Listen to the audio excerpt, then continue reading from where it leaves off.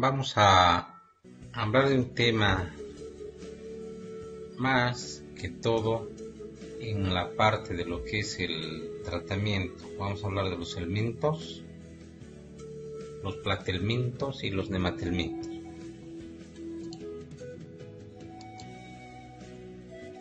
El Ascaris lumbricoides prácticamente es un parásito cosmopolita, es decir, se lo encuentra en cualquier parte del mundo. Es la parasitosis humana más conocida. La principal característica de este parásito es que se puede encontrar en cualquier lugar, es decir, ya sea en zonas frías, cálidas.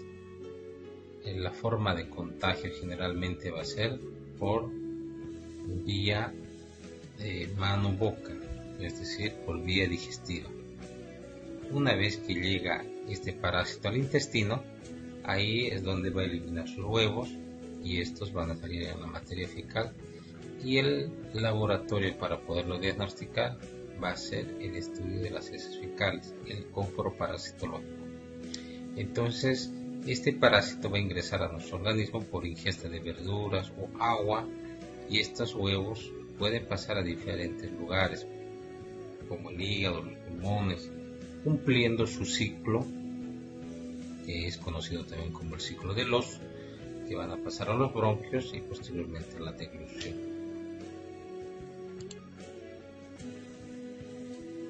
En sí, sus mecanismos de afectación en el organismo pueden ser principalmente por afectación mecánica, es decir, la presencia de varios parásitos pueden obstruir el intestino delgado. Muchos pacientes pueden llegar al quirófano por un dolor abdominal simulando una pancreatitis, un abdomen agudo. Entonces se entra a cirugía y se encuentra un bollo de Ascaris, ¿no? En otras situaciones puede haber dolor abdominal o simplemente durante el proceso es decir, durante su migración por los pulmones puede provocar algún tipo de neumonitis. ¿Ya? Es un parásito que entonces va a cumplir el famoso ciclo del oso y nos puede dar el síndrome del Loeffler, que es una neumonitis, y es una neumonitis eosinofílica, es decir, si laboratorialmente vemos un hemograma, vamos a observar que este paciente va a tener eosinofilia muy marcada. Los eosinófilos normalmente en sangre son no más de 4%, en este caso en las neumonitis o el síndrome del Loeffler se puede encontrar un 40 o un 50% de todo el total de los leucocitos, ¿no? En la fase intestinal, como les dije, pueden tener infecciones leves, dolores abdominales e incluso puede llegar a la oclusión. En los niños podemos observar que puede haber un poco de insomnio, irritabilidad, algunas características como el prurito anal, y también se ha visto en niños pequeños que pueden presentar esas crisis asmáticas por todo ese proceso de paso, en este caso en el ciclo del oso a nivel pulmonar, ¿no? Es muy frecuente también observar en el campo, en algunas situaciones, que en vez de eliminar el parásito por vía fecal, se elimina por la boca, ¿no? Se ha visto situaciones extremas, eso. Entonces puede producir incluso oclusiones, perforaciones, torsiones, e incluso a nivel respiratorio pueden provocar dificultades respiratorias. El diagnóstico es sumamente sencillo. Es buscar los huevos y el bioquímico nos va a reportar la presencia del parásito. El diagnóstico va a ser un examen parasitológico simple o seriado. El tratamiento serán los imidazoles. En este caso el más utilizado es el albendazol porque se utiliza una dosis única de 400 miligramos. Utilizamos este tratamiento arriba de los 2 años, es decir, en niños de los 2 años en adelante podemos utilizar el albendazol la misma dosis que en el adulto. Si optamos por el mebendazol, tenemos en este caso el memotécnico el 1, 2, 3, es decir, una tableta de 100 miligramos 2 veces al día por 3 días. O el palmato de pirantel. El palmato de pirantel inhibe la actividad, en este caso neuronal, es decir, que el parásito se va a paralizar.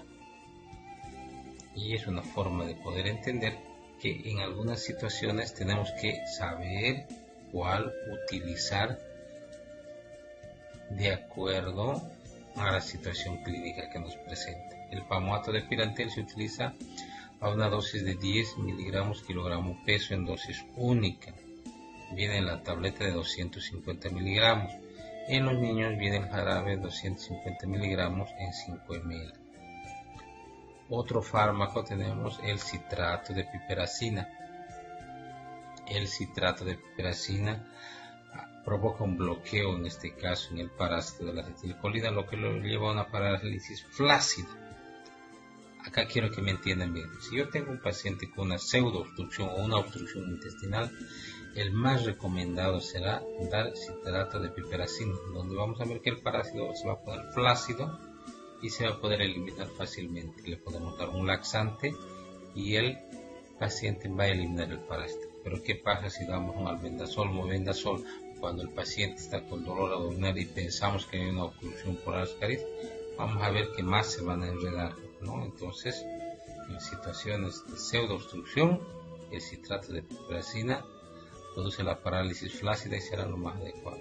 ¿Cómo viene el citrato de piperacina? En jarabe al 10 o al 20%, y la dosis que se da es 50 miligramos kilogramo peso por 5 días o 75 miligramos dosis única. También se puede utilizar la ivermectina, que viene de 6 miligramos, que ya lo conocemos actualmente mucho. Por cada 30 kilos se da 6 miligramos. Generalmente no se recomienda dar en niños pequeños. O una dosis de 200 microgramos kilogramo peso, dosis única. Otro parásito, el famoso Trichuris trichura, lo que también lo conocemos como el tricocéfalo dispar. Es un nematodo del intestino grueso y es el responsable de muchos pacientes tengan el pupo y el tenesmo. Generalmente va a producir signos y síntomas cuando hay grandes cantidades. Su distribución es mundial y la transmisión es muy semejante: contaminación fecal, oral, la ingesta del huevo, y la larva va a eclosionar en el intestino delgado y posteriormente va a descender en el colon. Las lesiones que van a producir generalmente son en el colon y en el recto. Son lesiones traumáticas por lesión mecánica, una inflamación, y también va a poder provocar un mecanismo alérgico, ¿no? Puede producir pequeñas hemorragias a nivel de la pared intestinal. Los signos y síntomas que van a presentar en este paciente van a ser inespecíficos: dolor abdominal, algunas deposiciones con sangre. Esas deposiciones con sangre pueden hacer que este paciente tenga una diarrea crónica o puede simular una disentería bacteriana o amebiana, ¿no? Pero la característica más importante de este parásito es que va a producir pupo y tenesmo a nivel rectal. Una de las complicaciones más importantes es el prolapso rectal y también la apendicitis. Muchas veces el parásito ocluye la luz o el lumen del apéndice y va a producir, en este caso, la apendicitis. El prolapso rectal es muy frecuente por esta parasitosis. El diagnóstico es el hallazgo de los huevos en heces fecales. El bioquímico nos va a dar el dato específico del hallazgo del huevo. El tratamiento: albendazol 400 miligramos por 3 días a partir de los 2 años, o en su caso mebendazol, una tableta cada 12 horas por 3 días. Vean la diferencia. En el caso del Ascaris, el albendazol era dosis única, pero en este caso de este tricocéfalo son por 3 días. Pero el mebendazol es igual tanto el uno como en el otro. Entonces el mnemotécnico es 1, 2, 3. Un comprimido 2 veces al día por 3 días. 100 miligramos de mebendazol cada 12 horas por 3 días. Otro parásito, el Enterobius vermicularis, el famoso Oxyuris. Este también es un parásito cosmopolita y es prácticamente el de mayor prevalencia en el mundo. Su mecanismo de transmisión directa, ciclo ano-mano-boca o por inhalación. La forma infectante será el huevo larvado, el reservorio, el humano. Es muy frecuente en los niños. Muchas veces en las escuelas se ve a los niños que se encuentran muy inquietos, que se paran rascando mucho, tienen bruxismo, es decir, un movimiento de los dientes, ¿no? Esas características clínicas nos hacen sospechar que esta parasitosis es muy frecuente, pero la forma de eliminarlo también es muy fácil, ¿no? El ciclo biológico será la ingestión, en el intestino delgado la eclosión de la larva, y a nivel fecal hay una migración de la hembra a nivel anal, perianal, donde va a colocar sus huevos. Los signos y síntomas, como les dije anteriormente, va a haber prurito anal, muy frecuente que los profesores se quejan de que los niños no toman mucha atención. El prurito es anal, nasal, y un cierto grado de irritabilidad, ¿no? Puede haber un poco de bruxismo, es decir, un movimiento de los dientes. Puede complicarse en algunos niños con apendicitis, en algunas niñas vulvovaginitis o salpingitis. El diagnóstico generalmente en pediatría es clínico, se hace el test de Gram, es con la cinta apegando para buscar los huevos. En muchas situaciones los niños eliminan bastante cantidad de parásitos, donde se puede observar incluso a la madre en las heces fecales, ¿no? Como les dije anteriormente, el test de la cinta es la mejor forma de diagnosticar, colocar a nivel perianal el test de Graham. El tratamiento: albendazol dosis única, o se puede utilizar mebendazol 500 miligramos dosis única, o el palmoato de pirantel 10 miligramos kilogramo peso dosis única. Como les dije anteriormente, el jarabe viene de 250 miligramos en 5 ml y los comprimidos de 250. Pasamos a otras parasitosis, que son las funcionarias. Entonces acá vamos a hablar de lo que es el Necator americano y el Ancylostoma duodenal. ¿Qué características van a tener estos parásitos? Estos parásitos tienen mucha asociación con anemia. Muchos pacientes vemos que van a tener anemia y nunca logramos hacer un diagnóstico. Entonces la anemia es por la succión que van a producir diariamente estos parásitos, ¿no? Estos parásitos igual van a hacer el ciclo del oso, es decir, van a pasar por vía pulmonar y van a tener dos formas larvares, que es la larva gaudiforme y la larva filaliforme. Ahora, en su ciclo de vida, generalmente tiene que haber el contacto por la piel de la larva. Para este caso, el paciente tiene que estar descalzo, ¿no? Entonces va a empezar ese ciclo de pasar por vía sanguínea, por vía del corazón, pulmón, intestino.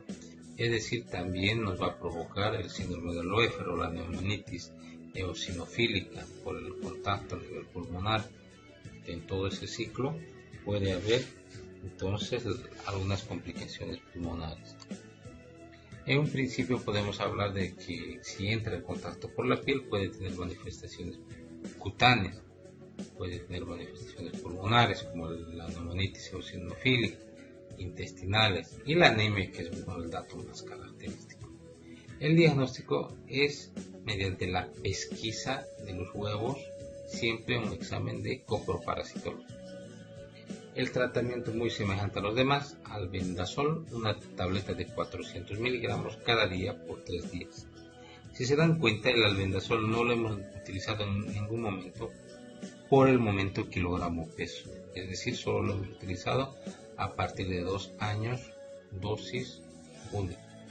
O utilizar el mebendazol, en este caso un comprimido cada 12 horas por 3 días, 100 miligramos cada 12 horas por 3 días.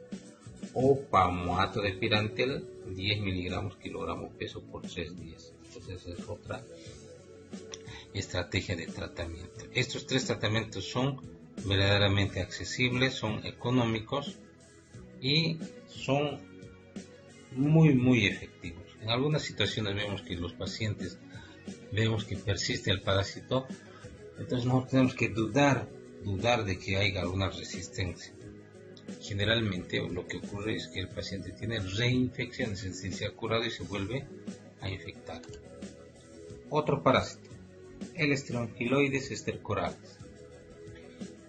Cuando nosotros encontramos Strongyloides en un paciente, generalmente pensamos que es un paciente con algún cuadro de deficiencia, es decir, pensamos que el paciente tiene SIDA, utiliza corticoides, un paciente post-trasplantado, entonces buscamos un factor que haya provocado la baja inmunológica. No es frecuente encontrar Strongyloides en personas normales.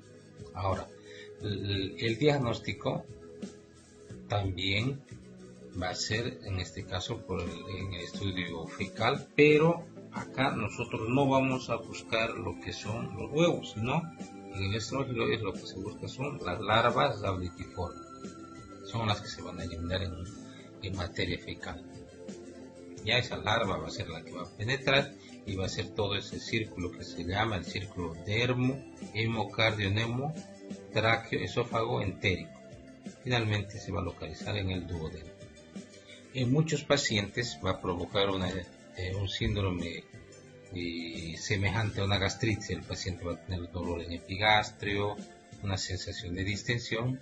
Podemos confundir con una gastritis. Eso va a ser signos y síntomas inespecíficos, ¿no? Va a provocar una duodenitis. Pero si ustedes tienen un laboratorio, nunca se van a olvidar de esta parte.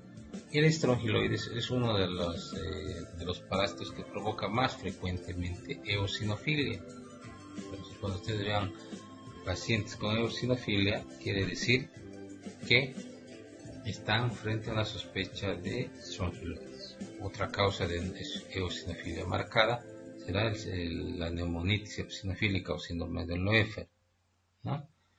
Entonces en la clínica habrá dermatitis pruriginosa, un cuadro disentérico, la neumonitis, la anemia y el famoso síndrome de superinfestación. El síndrome de superinfestación va a producir una alteración concomitante con proceso bacteriano, fiebre, leucocitosis, deshidratación, es muy frecuente en pacientes con VIH, es decir, va a haber invasión a otras vísceras. En la experiencia clínica que yo les puedo mencionar, he hecho una toracocentesis pensando que era un derrame por tuberculosis y he encontrado Strongyloides en esos derrames, ¿no? Entonces considerar siempre una superinfestación, superinfección en pacientes inmunodeprimidos. Puede complicarse con infecciones bacterianas, con neumonías, peritonitis, ¿no? El dolor epigástrico, como les dije, es muy característico. Es por eso que cuando ustedes hagan un diagnóstico clínico, tienen que sospechar siempre de todo y hacer los exámenes que sean necesarios. Exámenes de rutina. Muchas veces el paciente viene con dolor abdominal, sospechamos que es un cólico, una vesícula, un apéndice o algo, y resulta que es un parásito, ¿no? El hallazgo en el diagnóstico será la presencia de la larva y no así del huevo. El tratamiento, a diferencia de los anteriores parásitos, vamos a ver que el tratamiento acá va a ser diferente. El tratamiento más efectivo, con un 92% de sensibilidad y especificidad, es la ivermectina, que se da 200 microgramos kilogramo peso por 2 días. El comprimido viene de 6 miligramos. Antiguamente se daba la violeta de genciana. También en el tratamiento está el tiabendazol, 25 miligramos kilogramo peso día, dividido en 3 dosis durante 3 días. El comprimido viene de 500 miligramos. Los jarabes vienen de 250 miligramos en 5 ml para los niños. El tiabendazol entonces va a ser una segunda estrategia, porque en sensibilidad solo alcanza el 72%. En cambio la ivermectina es superior al 92%, por lo tanto es mucho más efectiva en la strongyloidiasis. Otro parásito, la triquinosis, la famosa Trichinella spiralis. En esta enfermedad, yo les soy franco, es poco observada, es un cuadro difícil, generalmente lo encontramos casualmente en radiografías cuando observamos las calcificaciones que se observan a nivel de los músculos, ¿no? En un cuadro agudo va a producir una disentería. Luego el parásito se va a ir a los músculos. ¿Cómo se contagia la triquinosis? Por la ingesta de carne de cerdo, donde se encuentran las larvas, y esas larvas van a ir al intestino, y del intestino van a ir a los músculos. Es por eso que el diagnóstico lo hacemos con radiografías, donde vamos a ver las calcificaciones de esta trichinela en los músculos. Cuando nosotros tenemos un cuadro agudo por trichinela spiralis, puede ser uno de los diagnósticos más complejos que tengamos. Puede producir un síndrome tífico, producir miocarditis con fiebre, es decir, un paciente con síndrome febril inespecífico. Vamos a pensar que es dengue, chikungunya, vamos a pensar que son bacterias, pero el diagnóstico es muy difícil. Va a producir fiebre, miocarditis, semejante a un cuadro viral, va a producir también algunas contracturas como trismos. El diagnóstico va a ser muy complejo, muy en esos cuadros agudos, porque generalmente encontramos los cuadros crónicos donde encontramos las calcificaciones, ¿no? El diagnóstico se hace por una intradermal de reacción, es decir, la inoculación de una sustancia por vía intradérmica, es la intradermal reacción de Bachan, o mediante el diagnóstico por test de ELISA, que en nuestro medio no hay el test de ELISA para este parásito. El tratamiento con tiabendazol, los resultados no son muy óptimos. Se recomienda el tratamiento sintomático, analgésicos y corticosteroides. Entonces la literatura menciona que la respuesta al tiabendazol es muy baja. Otro parásito, tenemos la Taenia solium, la Taenia saginata. Vamos a hablar de las teniasis en general. Estas tenias la podemos adquirir por la ingestión de carne mal cocida. La sintomatología va a ser anorexia, bulimia, dolor abdominal inespecífico, broncoespasmo, sensación de dolor torácico. El diagnóstico generalmente se hace por el hallazgo en las heces fecales de todas las características de las tenias, ¿no? Es decir, muchas veces puede eliminarse las proglótidas. Generalmente el hallazgo es casual. La literatura menciona que se puede utilizar el ELISA o el coproantígeno, que no lo utilizamos en nuestro medio. La Taenia solium, que es la más común, en su diagnóstico va a ser bien importante el hallazgo, en este caso, por el mismo paciente. El mismo paciente, al tener sus deposiciones, va a encontrar todas las características de las proglótides, y entonces muchas veces los pacientes traen al parásito a lo que es nuestro laboratorio. El tratamiento se recomienda hacer con praziquantel. El praziquantel no es muy encontrado en nuestro medio. La dosis se da de 5 a 10 miligramos kilogramo peso. Los comprimidos vienen de 250 miligramos. Otra opción es la niclosamida, que viene en comprimidos de 500 miligramos, donde se puede dar 2 gramos, es decir, 4 comprimidos juntos, y repetir a los días.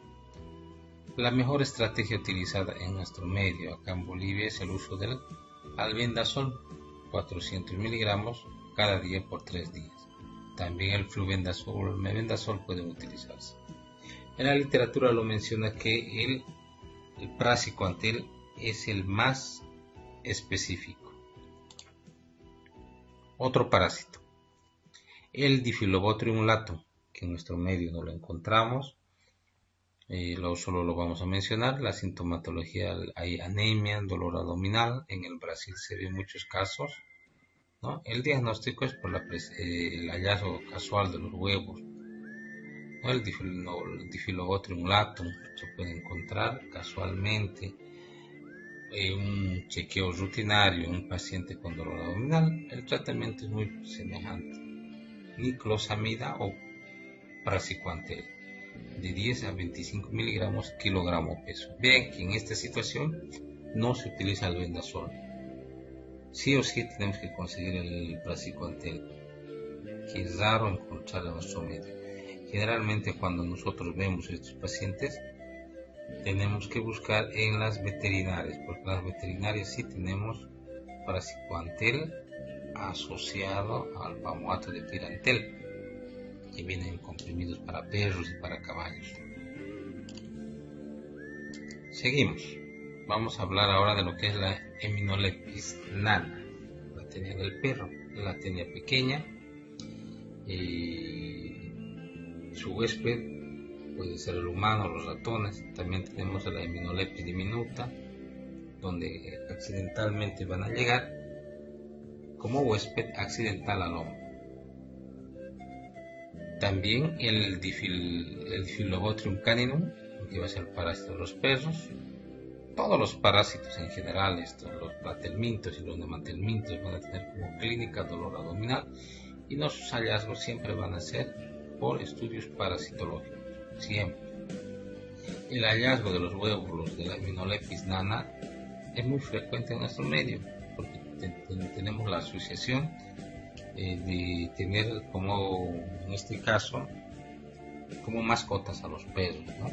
Entonces se pueden encontrar los huevos o las proglótides. El tratamiento será con praziquantel 25 miligramos kilogramo peso y se debe repetir en 2 semanas. Es muy difícil erradicarlo. En experiencia personal he utilizado albendazol, no funciona, ni tazoxamida, no funciona. Sí o sí tiene que ser con praziquantel. Como les comentaba, en experiencia personal hemos tenido que utilizar en situaciones donde no hemos encontrado el medicamento, utilizar los medicamentos que utilizan en veterinaria. La cisticercosis. Cuando hablamos de cisticercosis estamos hablando también de la tenia solium y de la tenia saginata. En este caso, estas tenias, en un principio hemos hablado de un cuadro abdominal, pero en estas situaciones vamos a observar que pueden, en este caso, migrar en el huésped intermediario en forma accidental por autoinfección o a una ingesta, y tener una localización ya sea en el músculo subcutáneo, ojos, corazón o en el cerebro. Es muy complicado cuando tenemos la neurocisticercosis. En el laboratorio siempre se va a observar una reacción leucemoide, es decir, una eosinosifilia franca y los glóbulos blancos muy elevados, mayor a 50.000. Si en este caso la migración hacia el cerebro va a producir la neurocisticercosis, lo que vamos a observar en los pacientes epilepsia como complicaciones, en los pacientes siempre van a convulsionar. Generalmente podemos encontrar ya en este caso el quiste muerto, calcificado, en raras ocasiones quistes vivos, ¿no? Los pacientes se quejan siempre de cefalea y de convulsiones. Secundariamente a estas calcificaciones se van a producir hipertensión intracraneana, puede haber psicosis y un síndrome meningio. Es muy frecuente encontrar la neurocisticercosis en los valles, por el lado de Sucre, Monteagudo. Es muy frecuente la casuística, ¿no? Y es muy frecuente que la neurocisticercosis provoque siempre un síndrome convulsivo, a la cual el tratamiento más que todo va a ser el uso del albendazol. En este caso se puede utilizar cuando encontramos los quistes vivos, albendazol 15 miligramos kilogramo peso, lo vamos a utilizar entre 7 a 14 días. Posteriormente vamos a asociar con glucocorticoides como la prednisona, 1 miligramo kilogramo peso, para evitar inflamaciones, y un anticonvulsivante, difenilidantoína, 100 miligramos cada 8 horas. Si la convulsión es muy refractaria, el fenobarbital, 100 miligramos cada 12 horas. La neurocisticercosis es muy frecuente en nuestro medio. Su diagnóstico va a ser por resonancia magnética o por una tomografía. Generalmente la tomografía nos da una idea básica de la presencia de este neurocisticerco y lo vamos a diagnosticar con la resonancia magnética y a su vez la presencia de la ELISA, que en nuestro medio sí hay, en la ELISA cisticerco, que nos va a dar la guía. como les decía, los criterios siempre van a ser en este caso guías, porque para hacer biopsia generalmente tendría que hacer una cirugía, ¿no? En el caso de los pacientes cuando tienen cerco en el ojo, se hará mediante la visualización en un fondo de ojos realizado por el oftalmólogo, ¿no? Las lesiones siempre se van a ser demostradas por tomografía o resonancia magnética. Siempre es importante los estudios por imágenes. Ahora, si no es en el cerebro, a nivel cutáneo, el músculo, podemos encontrar pequeños nódulos cutáneos, ¿no? Cuyo tratamiento puede ser quirúrgico, extracción, mediante con un bisturí podemos sacarlo. El tratamiento en nuestro medio, como les había hablado, el albendazol, la prednisona, 1 miligramo por kilogramo peso, y el control de la epilepsia con fenitoína, fenobarbital, o dependiendo de la respuesta del paciente.